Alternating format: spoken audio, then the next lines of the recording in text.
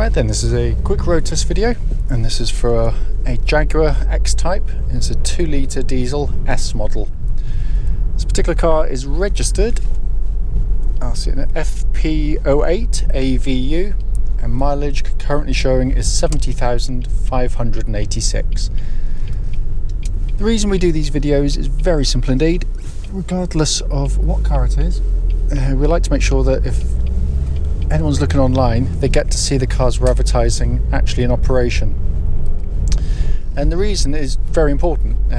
It's so that you can find out if there's any issues on the vehicle prior to coming to see us. And we've been on the receiving end of going to see cars which have got fundamental issues which we'd much rather known about, and that's why we do it. So coming to the car in question,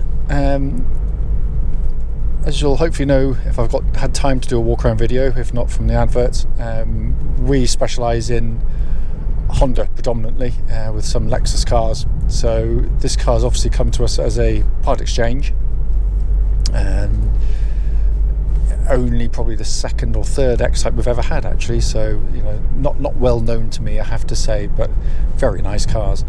Engine starts absolutely instantly. Settles to a very smooth, even idle. There are no warning lights on the dashboard at all relating to the engine or any other part of the car. The engine pulls really, really well, just touching the throttle, and it has a lot of grunt to it. It really does pull very well indeed. But it's smooth in operation. As I said, sounds good, and so it pulls like genuinely like an absolute train. Coming to clutch and gearbox, clutch on the car, nice meaty pedal on it. Apparently, I'd have to check the paperwork, he did say it had a new clutch and dual mass flywheel in its recent history. Whether that's recent in terms of months or a couple of years or so, I'll have to just double check that, but I know that's done. But it certainly seems to engage very well, and there's no nasty vibrations when the clutch is either in or out, so all seems to be in fine fettle there. Gearbox in the car, 5-speed on this generation. Gear change is very good indeed, nice and positive. It's slick, it still feels nice and tight in its gate, so all seems to be in fine order there. Steering and chassis of the vehicle is basically the kind of the forte of the car. I mean, it's a wonderful car to drive. Steering's really fluid, feels nice and secure still. Track's dead straight, there's no vibrations coming back through the steering wheel at this speed, or any speed up to the legal limit actually. I'm trying to avoid those branches if I can. Bit of a wild night last night in terms of weather, so a few trees down and branches everywhere. But yeah, no, the steering feels nice and solid on the road. It's wonderfully accurate, but in an age of cars it can feel totally remote, and without any feeling, these feel absolutely wonderful to drive. The chassis of the vehicle is part of it, because the chassis responds beautifully, but it offers a very, very comfortable ride indeed. It flows through corners beautifully well, it's agile, yet at the same time it offers a very compliant ride indeed. What I'm looking for on these road tests, in particular on any car of any age or mileage, this bump in particular about to go over now, which is horrible, that one there.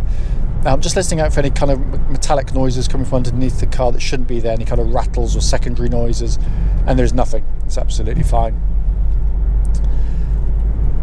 I'm going to come to the brakes and give them a bit of a shove, make sure no one's directly behind, but nice solid brake pedal on the car, pulls up well, no kind of pulsing from the brake pedal either, which is the thing I'm in particular looking out for.